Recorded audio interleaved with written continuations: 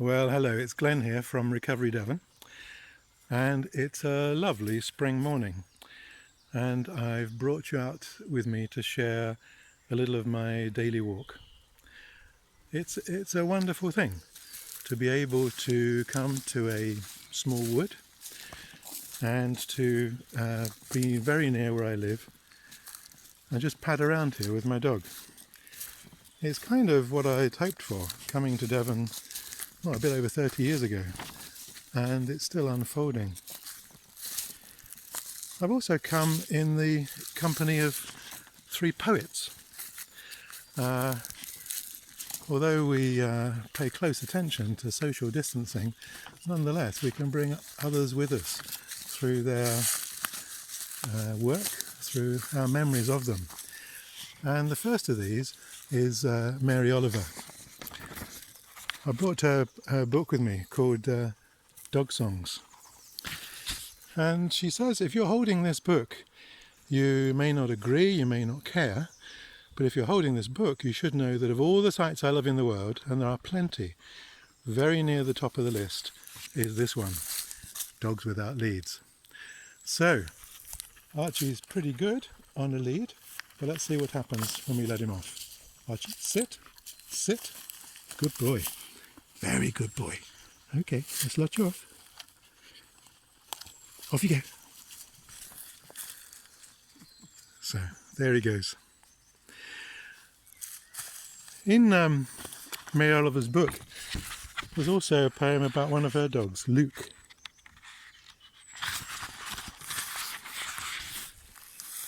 I had a dog who loved flowers. Briskly she went through the fields, and yet paused for the honeysuckle or the rose, her dark head and her wet nose touching the face of every one with its petals of silk and its fragrance rising into the air, where the bees and their bodies heavy with pollen hovered, and easily she adorned each blossom, not in the serious, careful way that we choose this blossom or that blossom, the way we praise or don't praise, the way we love or don't love, but the way we long to be. That happy, in the heaven of earth, that wild, that loving. Let's see how Archie's getting on with his walk.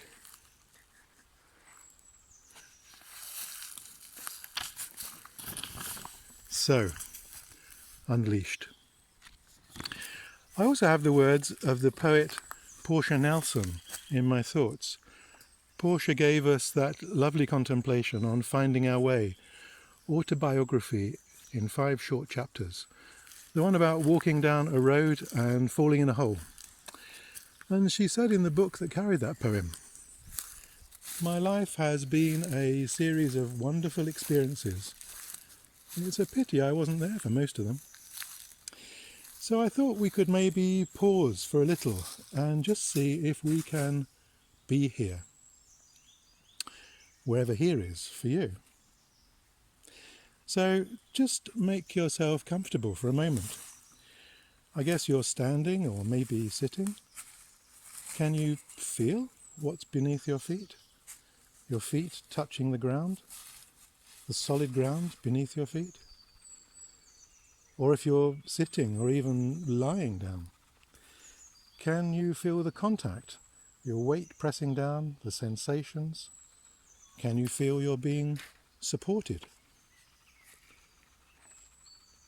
And can you take a breath? Can you feel the breath coming in and out of your body? Just let it happen. There's no need to do anything with it. Just be aware of the sensation of breathing in, breathing out, in, out, just as it happens for you. What we're learning is a precious freedom to breathe freely. And can we shift our awareness to listening, to hear whatever sounds there are to hear? Sounds coming to us, not straining to hear, not listening for something, just listening. Sounds that are near to us, sounds that are further away. So here we are, standing, sitting, breathing, listening.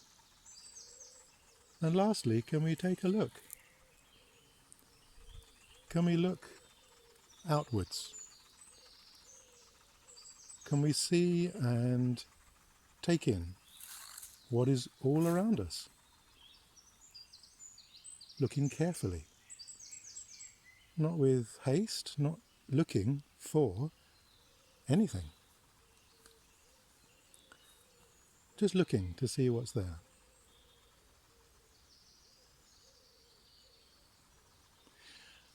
And here I'd like us to meet up with my third poet, who reminds us that what we see may well depend on how we look.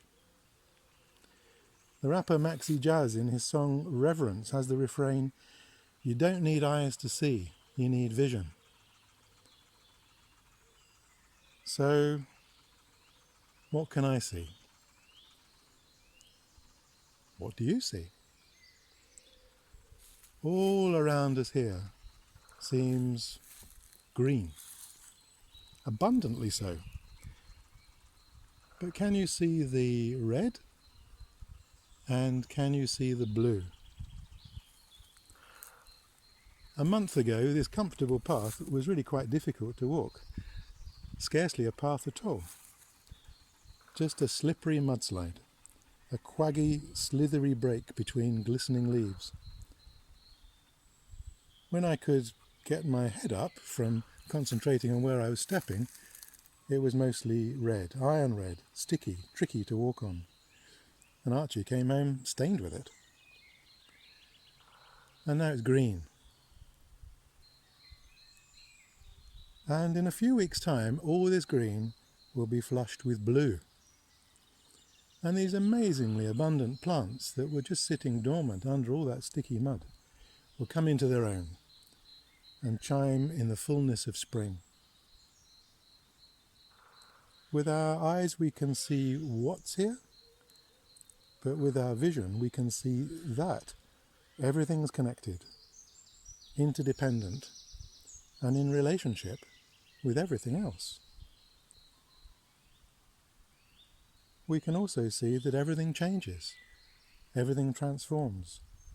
It's in the nature of life to be on the move, and that we are too. So, that's it for today. Good wishes to you from all at Recovery Devon.